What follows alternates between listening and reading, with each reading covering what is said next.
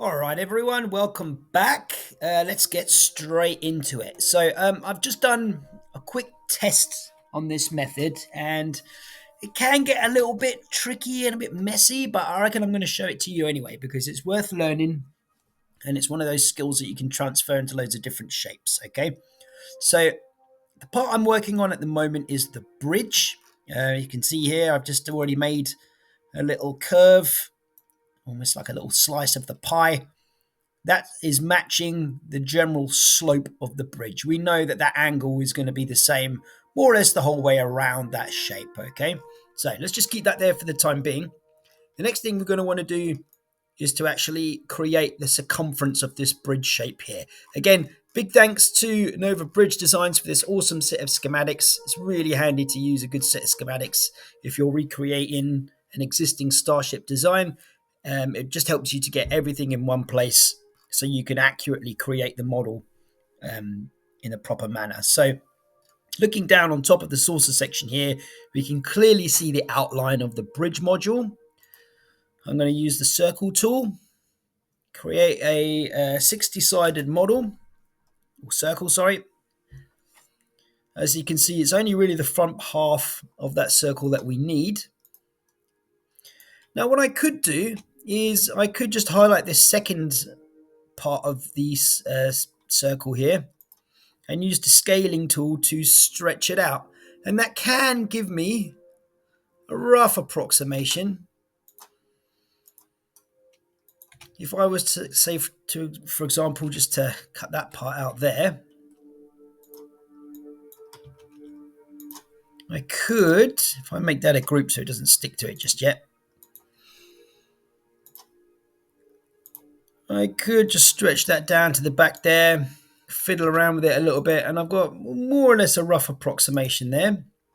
By the way, it's why it's important to create something into a group if you want to place it up against another existing part of the model and not have it stick. So for example, I've got this edge here, this leading edge. I want to connect that to the half of the circle, the semicircle, and I want to be able to move it around, up and down, backwards and forwards, in and out, etc., etc. I can do that while one of the pieces or both of the pieces is in a separate group. However, if I was to explode that, we can highlight both halves still. And although you can operate them separately in terms of like pulling or pushing the surfaces out, which you can see there, if I wanted to do this, the same actions as I did before, like for example, to stretch or compress it, it's now directly attached to its partner. So I can't really do that. Anyway, we're not going to use this method at all. Let's get rid of that. I want to try and accurately recreate this line here as faithfully as I can. So what are we going to do? Okay, we're going to work on halves again. So we're going to separate this half into half again, and we're going to extend that center line all the way to the end. And we'll get rid of that. So from here, I'm going to use the curve tool. And from the peak here to the bottom here, I'm going to create another arch. Again, as you can see, though, the arch is sort of flexing and bending fairly faithfully there to the 2 points. And it's not really exactly matching the angle that I need. If I can get to the furthest point there as accurately as I can, you can see here that it's still not quite right. I've got this sharp point here where the two edges kind of like don't really smooth along as well as they should. And the back here looks completely wrong. So what are we going to do about it? Let's have a look. I'm going to get rid of all that central part there so I can see the picture underneath and see what I'm working with. I'm going to highlight everything. Actually, no, I'm going to just highlight this back section here. I'm going to stretch it out a little bit. That's better. And for this part here, where I've got this really sharp change from the front end to the rear end, I want to just round that off a little bit. So I'm going to use my arch tool again. I don't need too many sides on this, maybe Well, let's try 5 sides, see how that works. That's more or less okay. That'll do for now. Get rid of this little edge here. Now, here's an interesting point. You can see there that the line doesn't quite match, doesn't quite connect. I'm going to cheat a teeny bit, highlight that line there, and move it up. There we go. Now I've got separate pieces. And you can see here that the curve going from the front all the way over to the back is far more faithful to the original, which is good. I'm going to duplicate this,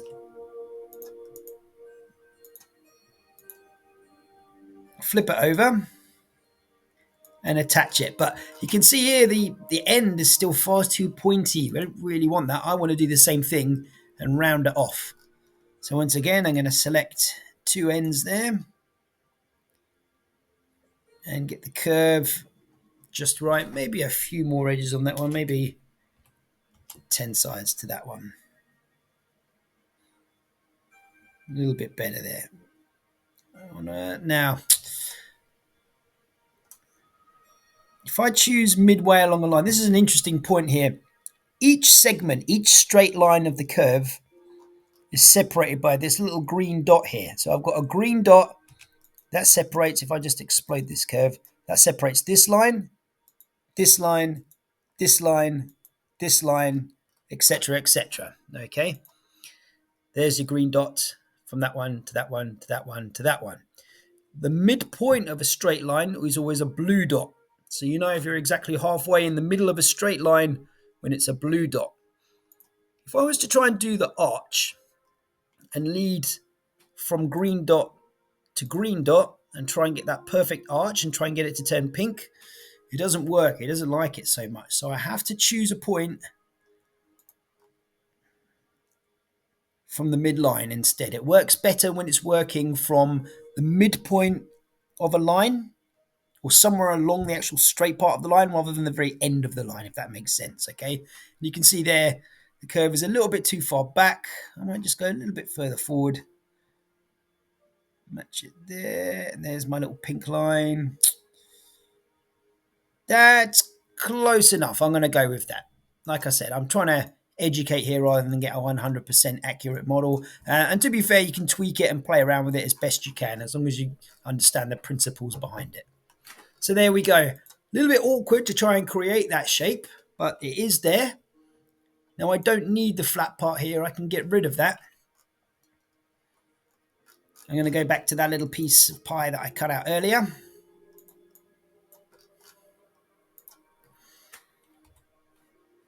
Get it on the right axis and rotate it upwards. And I'm going to place it in the middle point there. And you can see here, if I accurately place it on the model, it tells me where the middle of the model is. So I could just go straight up from there. All right.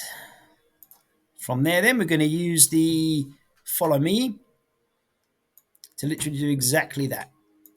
I'm going to just highlight along the edge. Now this is a little bit of an unusual irregular path. It's not a natural circle which the computer itself has created, or a natural square or anything like that.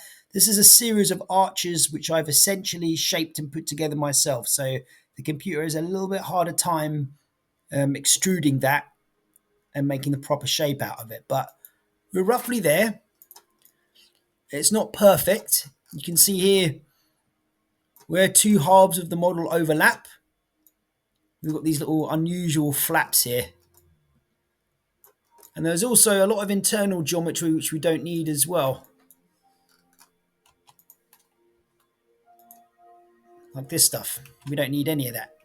So what I'm going to do, I'm going to highlight everything. I'm going to right click. Now you might not be able to see this, but if I quite often I'll be right clicking and a menu will come up. It doesn't necessarily show it on the recording screen here, but I'm right clicking. The menu comes up I'm going to scroll down on that menu and I am going to select intersect faces, and then across one again on the little mini menu, it'll be intersect faces and then with model. And I'm going to do that. There we go.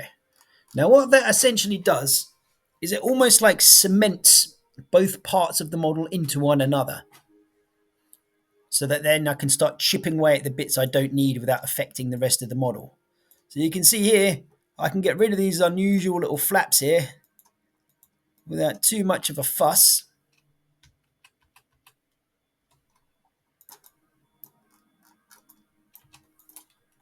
Get rid of that line there. Get rid of that segment there. Get rid of that segment there. And I'm left with the edge that I want. It's almost like working with plastic or something like that and just shaving off the bits that you don't need. However, if I didn't do that, let's come back again. I'm undoing everything here.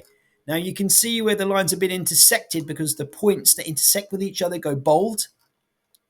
That means now that they're separate from the rest of the model. Whereas if I try and highlight them, it doesn't recognize that there's any difference. So let's say, for example, I wanted to get rid of this flap and I wanted to try and delete it. It's actually getting rid of that whole surface that's lying behind it. You can see here, this flap here is actually part of this surface altogether. So if I was to try and delete that, it will get rid of not only the part I'm trying to get rid of, but everything behind it as well, or everything connected on that same surface. So I'm left with these really great big gaps, which I don't need.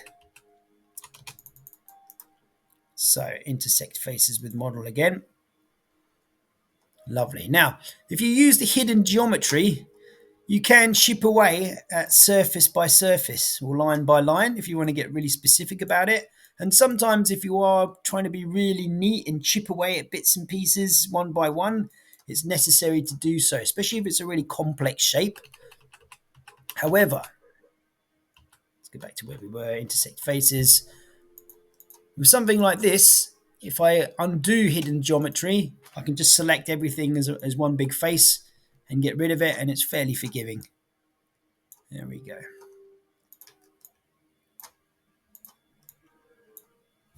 Great stuff. Get rid of these lines here. Get rid of these lines there. And I don't want to get rid of this line because this is probably going to get rid of the whole surface. Yeah, there we go. So let's leave those where they are. Okay. I've still got this whole entire wall, which I just don't need it. So as it is, because the model is unsoftened, it's highlighting the separation lines between each surface. So I could get rid of them one by one. That would still leave their frames behind, which I then have to go and delete again, which I don't really want to do. Oops, let's undo all of that. Let's highlight everything. Soften, smooth the edges from the menu there. Lovely. If I still want to see those separation lines, as I showed you before, we can go into view. Where are we? Hidden geometry. There we go. And I can still see these little hidden lines. But I want to be able to get rid of this whole internal surface here without affecting too much. So let's just get rid of all of that at once. Again, a few of the little lines have been unsoftened there. I'm going to chip away at these. I've still got this internal part of the ring here. Now, let's say I want to get rid of this whole ring. You can see here there's still one or two lines connecting it to the rest of the model. And if I was to double click all of this, because it's connected via these two lines, it'll highlight all of the model. If I just quickly get rid of those two lines there, I can double click on it all and highlight it and get rid of it all in one foul swoop. Fantastic. We've still got a little bit of an overlap here as well. I'm just going to trim that off. Now, just to preface all of this, I am not a professional SketchUp modeler. I haven't been professionally trained. I haven't done any courses. So everything I'm showing you is stuff that I've either gone out there and sort of found out myself or just discovered as I've been using it. I'm self-taught essentially. So these are not the definitive best methods of doing stuff. This is just the way I've found of doing stuff. You might just do a little bit more digging around on YouTube or some other tutorials online and find a better way. And by all means, if you do, let me know, because I'd like to find it. It can be a little bit time consuming, I'll give you that, but it does get the job done. So what we've got left here now, I've just highlighted the hidden geometry, but we can see here we've got that nice shape that we're after, albeit with this great big stinking hole in the top. Let's get rid of that. I'm going to go right to the very peak, connect that right to the front. That fills it in. And there we go. Let's soften that. Voila! Hey, not bad, not bad. I got myself a bridge module. Not too shabby. I'm going to make that a component. Where's my model? I'm going to pull this back into place. I'm going to turn this bad boy sideways. In fact, what I'm going to do, I'm going to copy that, Control C. I'm going to turn this sideways first, and then move it down into place. Not quite in the proper place just yet. And then I'm going to place its duplicate back where it was. And now these bridge modules, because I've lowered it down in a straight line, I know that one version is in line with the other. Okay.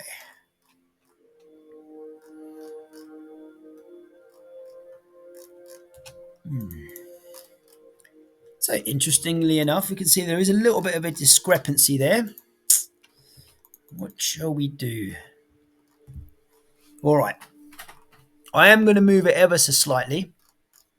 Sometimes these things do happen. You've got to just work with what you've got. So if I was to move the box just on its own, I can move it back and forth as much as I like. And it's all good. Its partner up here doesn't change position. However, if I was to click in that and highlight everything within that box, we can see here that its parent box has also got everything highlighted in there as well. So if I move this one a little bit further forward, its partner will also move. And we'll try and just adjust it a little bit so that it's kind of like a halfway point between the two. Okay.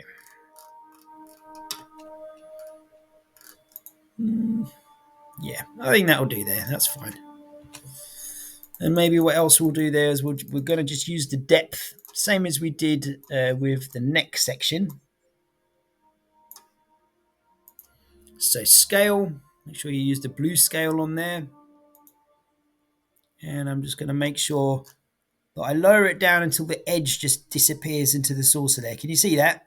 As long as that edge is visible, it means that the bridge module isn't fully making contact with the saucer section. So if I lower it in and in and in, just when that edge there disappears, that back edge there, the very rare, I know then that 100% of that model is making contact with the saucer section.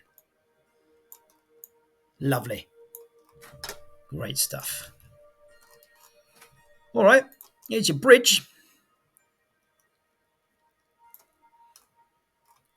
Well, at least part of the bridge. Let's do a couple more.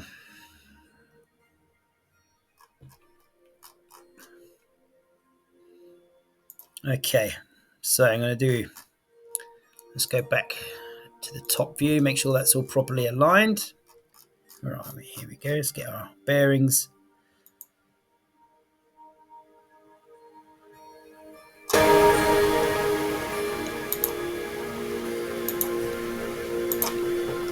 All right, let's create another arch. There's my little slice of the pie.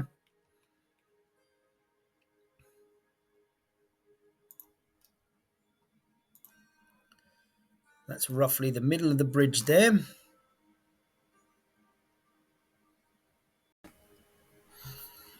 Okay, And now I'm going to just create a straight line between these 2 points there.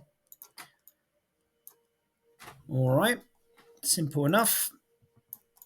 And this one isn't too complex. In fact, actually, what I'll do is I'll work on the top half as well.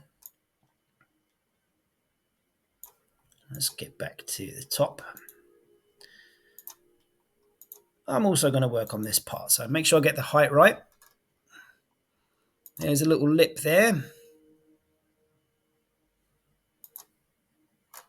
Going straight down to there.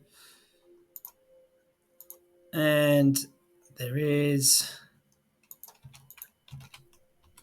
a little part of a dome. Again, I want to manipulate this part of the dome without it affecting the rest of it, so pop that on there at the top. Stretch it out a little bit. Maybe you should just get the curve right.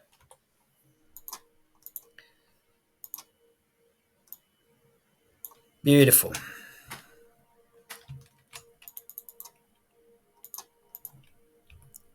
Great stuff. So you can see here that I've got pretty much a perfect cross section of half of that very top of the bridge dome. And from the bottom point of that, I want to draw me a circle. Okay. And again, as I said before, it helps if you can see everything without parts of it being obstructed. So I'm just going to get rid of the background image for a second. We'll explode this, and now it can interact with this ring going around the edge.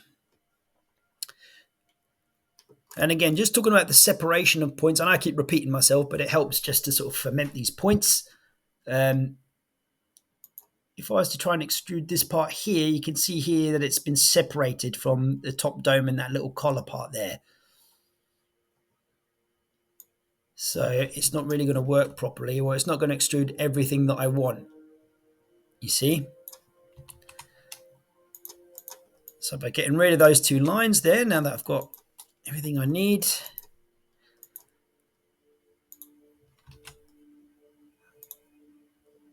there we go. I'll follow it all the way around. Sometimes you can just double click it. I do find that a little bit temperamental sometimes. So I prefer to just follow it around myself. And there we go.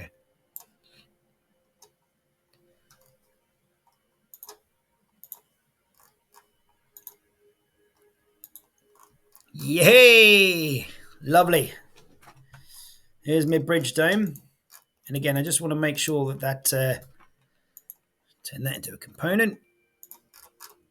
Just want to make sure that that has sunk completely in to the rest of the module there. There is a little turbo lift shaft here at the back. Is there 1 or 2? It's just the 1. I should know that. Okay. Let's get rid of that for the time being. Again, probably don't need so many edges to the circle this time, so I'm just going to use maybe 40. Probably doesn't even need that, to be honest, because it's such a small little cylinder. Come up a little bit. I know the top. Now we're getting quite blurry here because the quality I've downloaded hasn't been super fantastic. Obviously, the better quality you get of schematic or image, the more accurate you can be when you're doing your model. I've selected the rim of this circle here. I'm holding down the control button when I click into it. That duplicates it. I'm just going to lower that down a little bit. I'm going to select the top surface and scale that and just bring that in a little bit. And that just gives like a little tapered top to our turbo lift. That just needs to be a group. I'm only going to be working with 1 of those. Boom. And that's in there. That can all be treated as 1 piece now. And of course, because this is a component, Anything I place here should appear up here as well. And voila, there it is. Super. Not too shabby. Let's work on this little dome on the bottom. Again, exactly the same principle. So I'm just going to silently work on this now. I don't need to commentate on absolutely everything. You'll get the gist. I am utilizing techniques that I've already shown you. I want to round off these corners. 5 sides to those little arches there. Nice and rounded.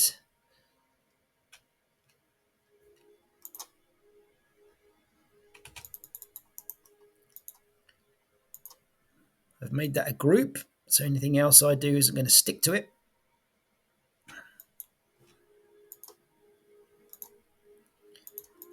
Now I only need 1/4 of this circle to play around with, so I can discard the rest.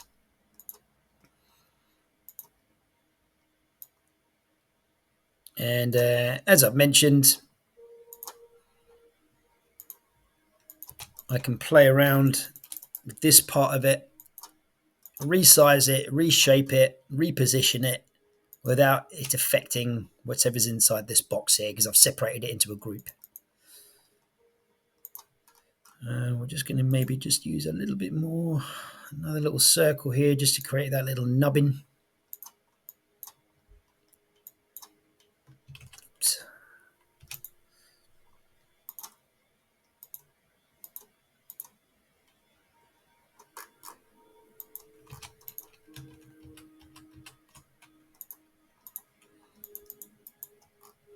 There we go.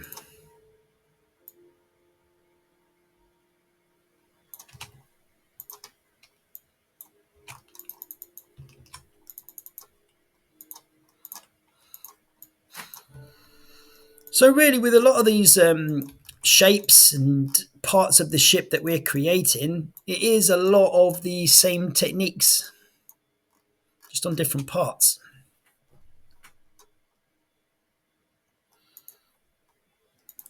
Now I can either create my own separate circle, or I can already utilize the circle that's on the saucer section. And it's probably better if I do that. This sort of, I hate to call it a nipple, but let's face it, it looks like a nipple, right? This nipple would look better if it had as many sides and as many edges as the rest of this saucer here. So let's say, for example, I extrude this around and it's got like 60 sides to it, and the rest of the saucer section's got like 100 sides to it. It can look a little bit odd sometimes, so it's better if they all match up. So I'm going to double click into the model here.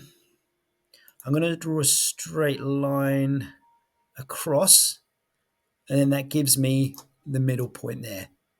And I'm just going to do a little point going up, which I'll get rid of later. That just gives me a nice visual marker as to where the middle of that particular circle is.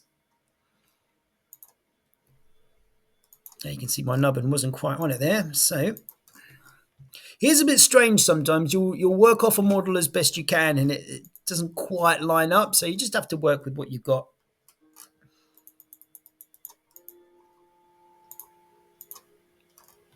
Okay. I'm going to get rid of the picture. Actually, do you know what? I'll just slide the picture over, so I can see the whole circle that I'm working with here. And because I put that line through it, it separated that circle into 2 halves, which in this case I don't particularly want.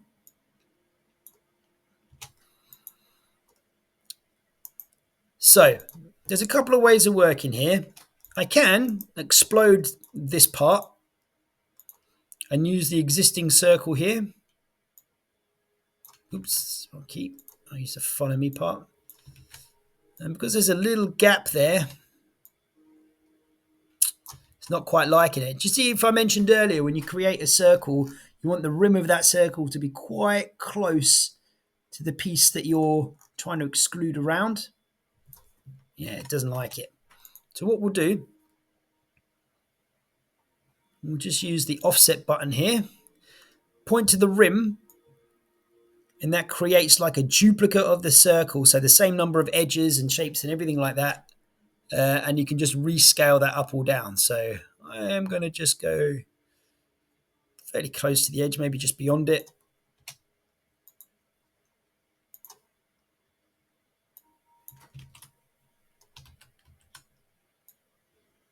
There we go. Now, because it's much closer, it's allowing me to pull that shape all the way around.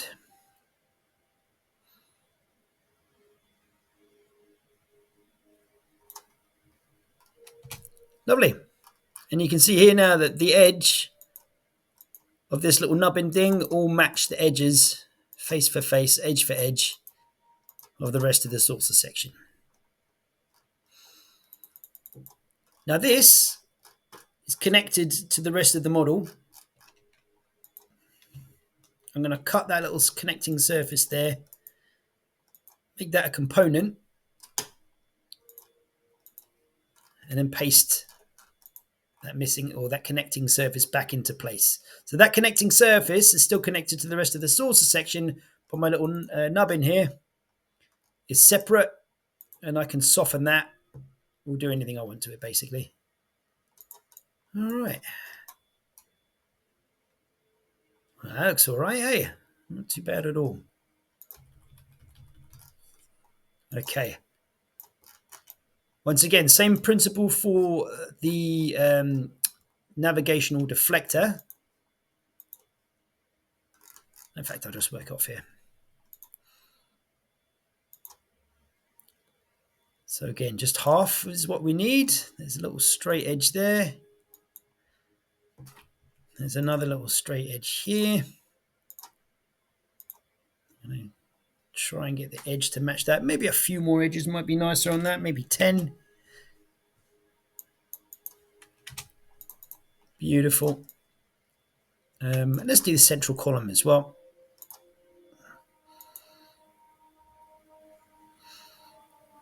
And with this, you can play around with the shapes a little bit more. Get a little bit more detail in there. Yeah, I might even play around with it here like this.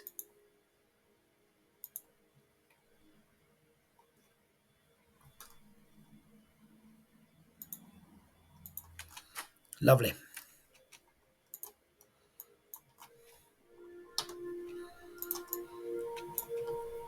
Again, I'm taking a bit of creative license on that one. It doesn't quite match up with the existing schematic.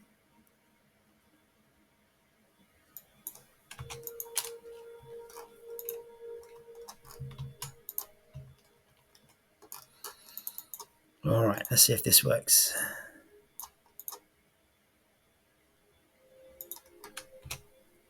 Oof, there it is. Nice. Okay. So interesting point that's come up here. So you can see here that the back end is looking nicely curved, but the front end there is absolutely straight when it shouldn't be. You ideally want it to be concave like this, but it needs to have a certain thickness to it. If I was just to leave it like that, it would literally just be the thickness of the surface, which is, it's not ideal. It is okay sometimes if you're doing rendering in bits and pieces in certain situations, but really when you've got a shape like this, you want it to have some thickness to it. And you never know, you might want to export your model and 3D print it, and 3D printers don't work to build something if it's just literally like a nanite thick, if that makes sense, or if it's got no thickness to the wall. So we've got a couple of ways of addressing this problem. I can either make this a group. I'll show you both ways. Make this a group. Control C to copy it. We're going to paste it in place. So now a new version has been placed directly where the old one is. And I'm going to use the scaling tool to change its dimensions or change its depth a little bit to there.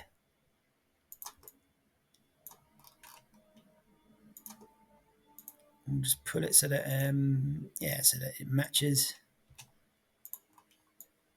That ain't too bad. You know, you can either make that dish as deep or as shallow as you want that way. So yeah, you've got options there. However, I'm going to go right back to the drawing board, and we're going to give ourselves the right shape from the outset. So I'm going to make sure that our little antenna goes all the way in, and it's got a nice little kind of cone.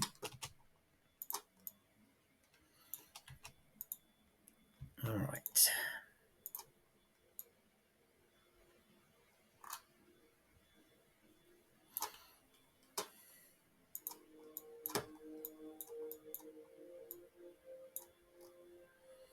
So what I've just done there is I've used the offset button, as I did earlier, to just create like a parallel curve on the inside.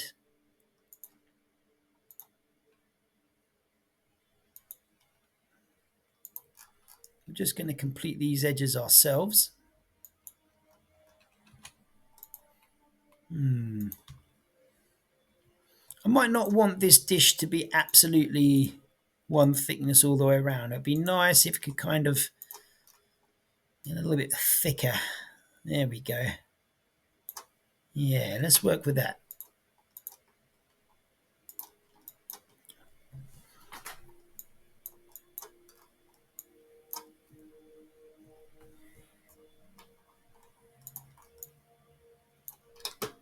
So really now I've got like a cross section of that dish. Hey, there we go. Reverse the faces. Always try and make sure that you've got the white edge facing on the outside and the sort of blue edge facing on the inside. It just gives you an idea of what the front and the back sides of the model are in terms of its surfaces. There we are. And I've got a nice dish there with a bit of thickness to it. I can highlight that circle at the back and give it a kind of base going in.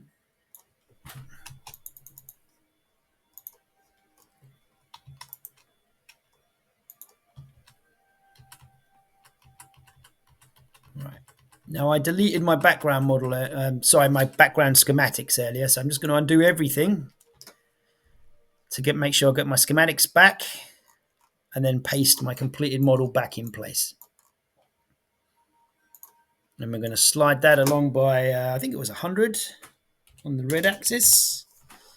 And that should plonk it nicely where it needs to be. Okay, yeah, we'll go in a bit. Yeah, baby. I think we'll call it a day there on this particular video. Let me just get everything cut and pasted into the component. Go back to my perspective view. And there we go. She's definitely looking like our golden girl. Let's get rid of all those hidden geometry lines. Not bad. Not bad. All right, guys, come and join me back then in the next part. We'll work in some more details and perhaps some texture work as well. See you then.